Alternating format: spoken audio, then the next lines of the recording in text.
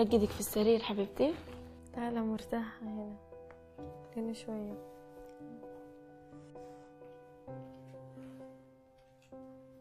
احلى عصير لاحلى سراويه. بالعافية عليك حبيبي. ايش حلولو بنانا انا تخلوني انبطح.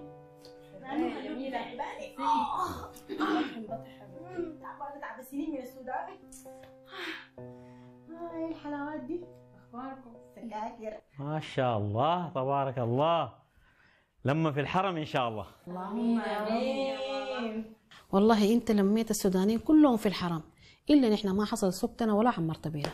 ان شاء الله لمكم في الحرم 4 بنات زي العسل، امهم تقول للقمر انزلي وانا اقعد مكانك، الله يخيب عليكم من العين ان شاء الله. ايه جاكم المكن؟ ايشي؟ يا ابو الرجال. يا اخي ام البنات يا اخي نسيني انا ولا شنو؟ والله انت مرات بنساك، يذكرني ابو خالد ابو حسام حتى نتذكرك، لكن يا اخي انت ضرع اليمين والله ما في اي طريقه خليك وراي. انت سندي والبنات ديل سنه سنتين كده وبيتخارجوا. ابشر ابشر ابشر ابشر والله. يديك العافيه ولدي. خير في شنو الليله؟ والله يا بابا شفت هبه الليله عزتنا كلنا، جابت لنا هدايا نفر بالذات ساره دي عزتها عزه كده ما طبيعيه، جابت لها الوان من افخم الماركات، شي فرش وشي الوان وشي ريزن وشي فويل، ما خلت لها حاجه، دعمتها دعم يعني. شفت كيف؟